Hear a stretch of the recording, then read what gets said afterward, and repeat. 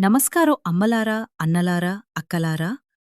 శుక్రవారం రోజు మహాలక్ష్మీదేవికి ఎంతో ప్రీతికరమైన రోజు అని మన పెద్దలు చెబుతుంటారు. ముఖ్యంగా శుక్రవారం రాత్రి కొన్ని శుభ సంకేతాలు కనిపిస్తే అది లక్ష్మీదేవి మన ఇంటిపై కటాక్షం చూపుతోందనే సూచనగా భావిస్తారు. చాలామంది ఈ విషయాలు తెలియక సాధారణంగా తీసుకుంటారు. కానీ ఈరోజు ఆ 5 ముఖ్యమైన సంకేతాల గురించి తెలుసుకుందాం. వీడియో చివరి వరకు తప్పకుండా చూడండి. ఎందుకంటే చివరివరి సంకేతం చాలా అరుదుగా కనిపిస్తుంది. మొదటి సంకేతం. ఇంట్లో దీపం వెలిగించిన తర్వాత ఆ దీపం మెల్లగా, స్థిరంగా ఎక్కువసేపు వెలిగితే అది శుభసూచకం.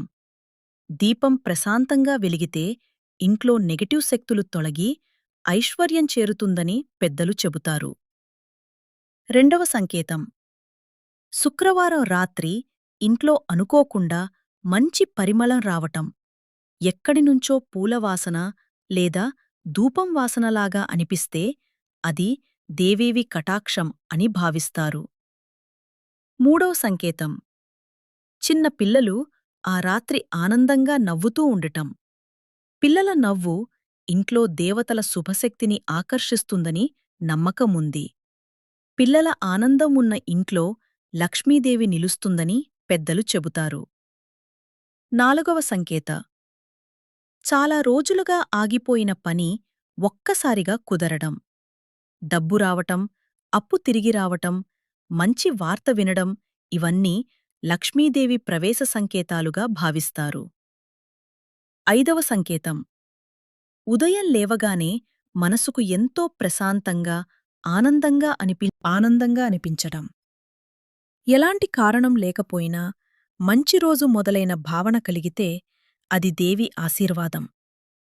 శుక్రవారం రాత్రి ఏమి చెయ్యాలి? ఇంటిని శుభ్రంగా ఉంచాలి. గుమ్మం వద్ద ముగ్గు వేయాలి. నెయ్యి లేదా నువ్వుల నూనె దీపం వెలిగించాలి. లక్ష్మీ అష్టోత్తరం లేదా కనీసం ఓం శ్రీం మహాలక్ష్మ్యై నమః అని 11 సార్లు జపించాలి. ఏమీ చెయ్యకూడదు, కోపం పడకూడదు, ఇంట్లో గొడవలు పెట్టకూడదు, చెత్త అలాగే ఉంచకూడదు, అబద్ధం చెప్పకూడదు. ఎందుకంటే శాంతి ఉన్న ఇంట్లోనే లక్ష్మీదేవి నిలుస్తుంది. ఈ 5 సంకేతాల్లో మీ ఇంట్లో ఏదైనా కనిపించిందా? కామెంట్లో జై లక్ష్మీమాత అని రాయండి. మీ ఇంటికి సంపద, సంతోషం, ఆరోగ్యం రావాలని కోరుకుంటున్నాను. ఇలాంటి భక్తి వీడియోల కోసం మమ్మా మేట్రిక్స్ ఛానల్ను ఫాలో అవ్వండి.